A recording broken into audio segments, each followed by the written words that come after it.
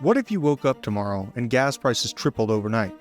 The dollar has become printed into worthlessness, and you are forced to find a way to make it through as the country you once considered safe and controlled is cast into a chaos of complete upheaval and the financial system is completely wiped out. Would you be able to make it through a few years of rebuilding and initial civil unrest? Well, this is the Blockchain Bunker. I'm the Drewth. Let's get it.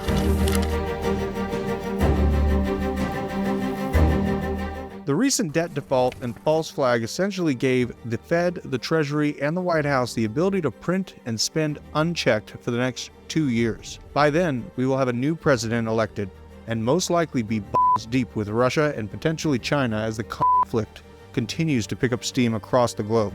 Another massive print would definitely surge the price of Bitcoin and other risk assets, but if something doesn't fundamentally change with how our money is created and what backs the dollar, there is a recipe for disaster that is looming over the U.S. banking system. Banks across the country ride day by day on a razor's edge. The reserve requirements for banks' cash on hand went to zero at the beginning of the pandemic, and now delays and excuses are used to give the banks enough time for large cash withdrawal transactions. Here's a shocker: they don't have your money on hand.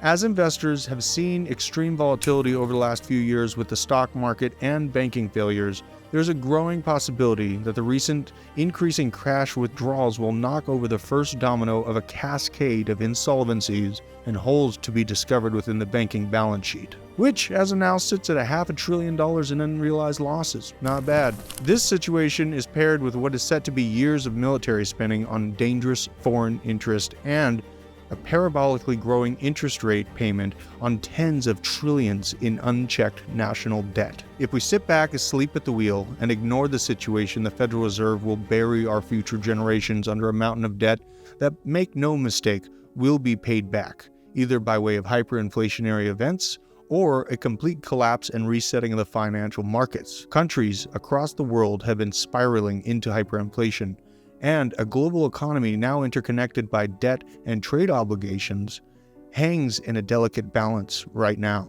Everyone talks about a bailout as the logical next step when the potential for a bank collapse is discussed, because that's what happened last time. That is not what would happen in the future. Bail-ins would likely commence. Banks have been legally obliged to take your money by way of the Dodd-Frank Act since July of 2010. This act came right after the housing market crash and subsequent government bailouts of 2008 and 2009. Interesting timing indeed, but this is surely just another coincidence. We give up our rights when we deposit into a bank, hoping the ledger entry from our hard-earned money will be accounted for and available when we need it the most. It's time to take back your rights. Here are some other things that would likely happen in the year following a banking collapse. Fiat inflation would make the last 2 years look like a picnic. Tens of millions of people would lose their jobs. A massive amount of businesses would close, and a stock market would crash, and 401ks and retirement accounts would be obliterated. The housing market would collapse again, and there would be a rise in crime, but I think we are already on track for that in mostly blue cities. There is a real linchpin of bad behavior that is often not discussed, and that is food scarcity and supply shocks, which absolutely would commence if the logistics system faced these financial difficulties. The best position that I can take myself against this fiasco is choosing to hold currency outside of the control of governments or corporate interest. If this bubble does pop, it would be ugly for at least a few months. Doing just a little bit in the background of my day-to-day work life gives a small peace of mind when it comes to making it through a hyperinflationary or banking collapse event. It all starts with demanding our representatives represent us. This means calling them. This means emailing them. This means making it known that you are watching and paying attention and demanding representation. And if it is possible, developing multiple streams of income will help with the financial difficulties. Studying various tangible skilled trades, holding precious metals, growing your own food, raising your own protein, developing backup energy systems like water filtration because clean water tastes good anyways. Most importantly, develop community through meaningful relationships with your neighbors and immediate community. I understand that it can be a daunting idea and task, but you can learn and apply growing your own food in a very small capacity to at least be proficient at the process of doing it.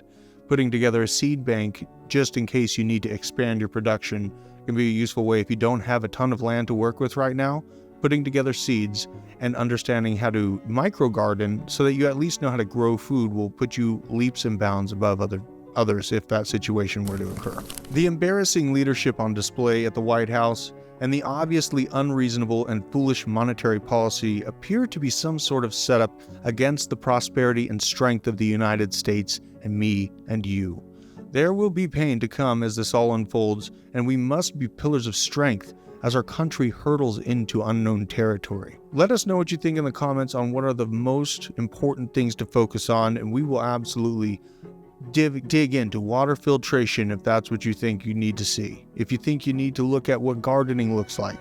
If you have any sort of other questions about the best ways to prepare yourself, let us know in the comments. And until next time, Drewth out.